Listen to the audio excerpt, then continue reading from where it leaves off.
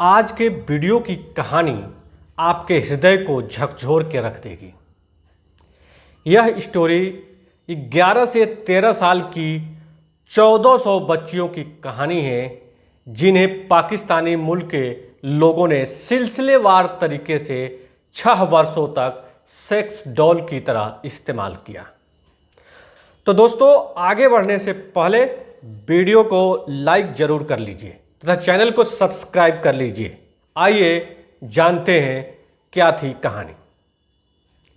एक लड़की जिसने एक टीवी चैनल को इंटरव्यू देते हुए बताया, वह बामुश्किल 12 साल की लड़की थी जब वह उस लड़के से पहली मुलाकात की। उम्र में काफ़ी बड़ा था वह, 20 साल का तो रहा ही होगा, लेकिन उसे लगा कि यही प्यार है। मुलाकातें बढ़ी, चाहते बढ़ी, लेकिन उस लड़के ने उसे कभी छुआ तक नहीं।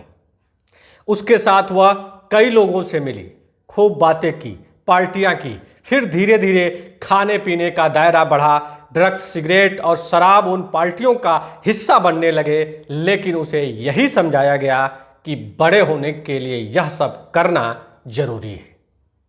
उसे अच्छा लगता कि उसके दोस्त चाहे जितने भी नशे में हों, पर कभी कोई गलत हरकत नहीं की और न ही किसी को करने दी। पर यह सब एक धोखा था। एक पीड़िता ने अपने इंटरव्यू में बताया, एक रात हमने नशा किया। वहां काफी लोग थे, फिर उनमें से एक मेरे साथ जबरदस्ती करने लगा। मैं हैरान थी, उस भीड़ में से कोई कुछ बोल क्यों नहीं रहा था। आखिर सब तो मेरे दोस्त थे। वह 13 साल की हुई जब पहली बार रेप हुआ, उसे भरे कमरे में, कई जोड़ा आंखों के सामने, फिर बलात्कार, यौन उत्पीड़न, गालियों और मारपीट का एक सिलसिला चल पड़ा। वे हफ्ते में कभी एक बार तो कभी 2 बार मेरा रेप करते। मुझे दूसरों के सामने परोसा जाने लगा। एक इंटरव्यू में उसने ऐसी ही एक घटना के बारे में बताया। उन लोगों ने उसे एक कमरे में बंद कर दिया। एक एक करके न जाने कितने लोग अंदर गए और उसके साथ जबरदस्ती की। वह रोती रही, चिल्लाती रही और वे हंसते रहे। वह उनके लिए खेलने का सामान बन गई थी। उसने सबसे पहले अपनी मां को इस घटना के बारे में बताया। घर वालों ने कई सरकारी एजेंसियों से गुहार लगाई, लेकिन मदद भी कोई न कर सका। उसने खुद को घर में कैद कर लिया। फिर वे घर आने लगे, धमकी देने लगे। करीब 1 साल तक वह उनके साथ एक दोस्त की तरह रही थी। इस दौरान उसके बारे में हर जानकारी उन लोगों ने हासिल कर ली थी। घर में कितने लोग हैं, कौन क्या करता है, कब कहां जाता है। जब उसने अपने ऊपर हो रहे अत्याचारों का विरोध किया तो धमकी दी गई कि उसके साथ जो हुआ है वही उसकी मां के साथ होगा। वे उसकी मां का पीछा करने लगे। वह जहां जाती वे उनके साथ होते। लड़की ने नादानी में उन्हें बता दिया था कि उसकी मां कब घर से कहां निकलती है। वह पुलिस के पास गई, लेकिन यहां एक परेशानी थी। जिन लोगों से वह इतने दिनों से मिल रही थी, उनके बारे में उसे कुछ भी पता नहीं था, सिवाय उनके निक नेम के।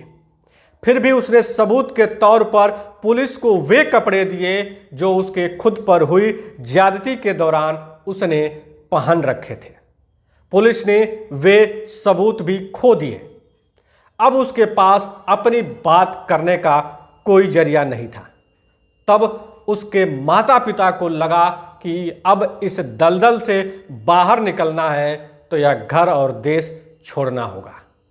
लगभग 4 साल यह सब भुगतने के बाद उसने अपना देश छोड़ दिया। वह वापस लौटने की हिम्मत तभी जुटा पाई जब उसे लगा कि अब फिर से वह सब नहीं दोहराया जाएगा। वह किसी अफ्रीकी या एशियाई देश की नहीं थी, ब्रिटेन की नागरिक है और यकीन करना मुश्किल है कि यह सब ब्रिटिश धरती पर हुआ। उसके नाम की फिलहाल कोई भी अहमियत नहीं है।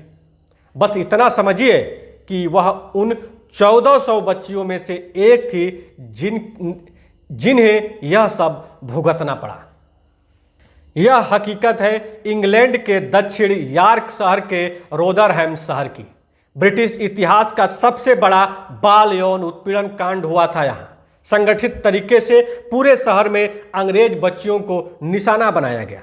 पहले दोस्ती का झांसा, फिर नशे की लत और आखिर में बलात्कार। एक दो नहीं, लगभग 1400 बच्चियों के साथ यह सब किया गया और वह भी करीब 16 साल तक। सबसे चौंकाने वाला खुलासा यह था कि इन घटनाओं के पीछे थे पाकिस्तानी मूल के ब्रिटिश नागरिक। सरकारी रिपोर्ट के मुताबिक यह सब शुरू हुआ 1997 के आसपास और 2013 तक चलता रहा। हर केस में एक ही आम बात थी, आरोपियों का पाकिस्तानी मूल का होना। इसमें भी ज्यादातर आरोपी टैक्सी चालक थे। वे स्कूलों, केयर सेंटर और घरों में अकेले रहने वाली बच्चियों को निशाना बनाते। महंगी गाड़ियों में लिफ्ट, पार्टी घुमाने फिराने का लालच दिया जाता। लड़की को पहले बाकायदा भरोसे में लेते थे आरोपी, उसके बाद में हर जानकारी उससे निकलवाते और फिर धकेल देते सेक्स ट्रैफिकिंग की ओर।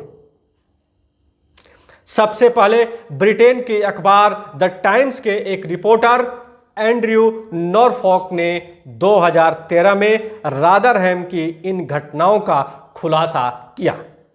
कुछ राजनेताओं ने भी आवाज उठाई, लेकिन दो बातों ने पुलिस के हाथ बांध दिए। एक तो सबूत न होना और दूसरी राजनीतिक बंदिशें।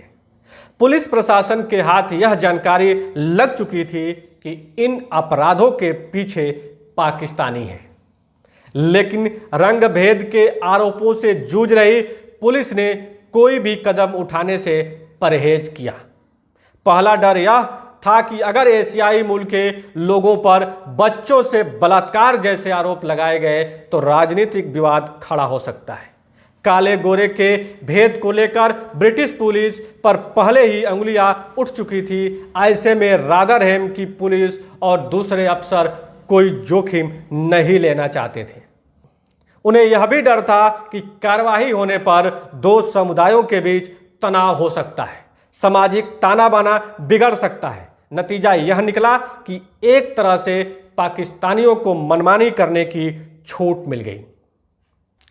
एलेक्सिस जे को 2013 में मामले की स्वतंत्र जांच का जिम्मा दिया गया।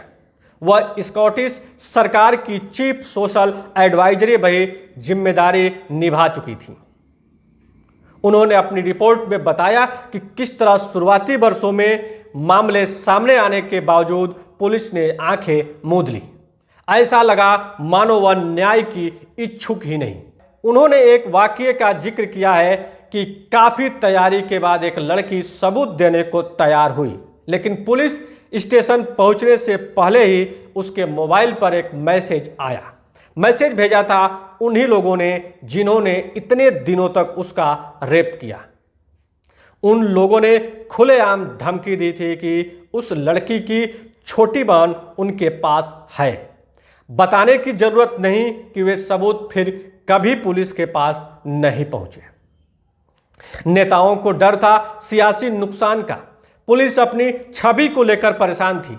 इस तरह अपराध करने वालों को पूरा मौका मिल गया। आधुनिक इतिहास की यह पहली घटना है जहां इतने बड़े पैमाने पर योजनाबद्ध तरीके से बलात्कार को अंजाम दिया गया, मानो या कोई मिशन हो और निशाने पर हो अंग्रेज परिवार। जे की रिपोर्ट के बाद सरकार ने कार्रवाई शुरू की तो ऐसे खुलासे होते चले गए। तब पता चला कि ब्रिटेन की कानून व्यवस्था के बीच हुसैन ब्रदर्स जैसे लोग भी फल फूल रहे हैं। रॉदरहैम में रहने वाले 3 भाई जिन पर रेप और अपहरण के लगभग 50 केस चले और फिर सजा हुई। इन भाइयों का खौफ था पूरे शहर में। एक पीड़िता ने मीडिया से बातचीत में कहा, मैं 14 वर्ष की थी और हुसैन ब्रदर्स में से एक अरशीद 24 वर्ष का था। लेकिन मुझे उम्र के इस फासले में कोई समस्या नहीं हुई। परिवार ने जब पहले समझाया तो मुझे लगा कि वे हमें मिलने देना नहीं चाहते। हुसैन ने भी कहा कि मेरे परिवार वाले जलते हैं। मैंने उन पर भरोसा किया, लेकिन जल्द ही उसके चेहरे का नकाब हट गया। कई बार मुझे लगा कि वे लोग मुझे मार डालेंगे। उन भाइयों से सभी कोई डरता था। पीड़िता ने पुलिस से शिकायत की थी, लेकिन अधिकारियों को लगा कि यह लड़की अपनी उम्र की स्वाभाविक दिक्कतों से जूझ रही है। मामले खुलने के बाद इस्तीफे हुए, ट्रायल चले। हुसैन भाइयों समेत कई पाकिस्तानी ब्रिटिश नागरिकों को सजा हुई और अब भी हो रही है। लेकिन सवाल यह है कि नरक जैसे उन 16 वर्षों का क्या जो इन 1400 बच्चियों ने झेले। जो भरोसा उन्होंने खोया, क्या यह कभी वापस आ पाएगा? आप इसका जवाब सोचिए और कमेंट बॉक्स में अपना जवाब जरूर लिखिए। तो हम मिलते हैं अगली वीडियो में एक नई स्टोरी के साथ। तब तक के लिए नमस्कार, जय हिंद, वंदे मातरम।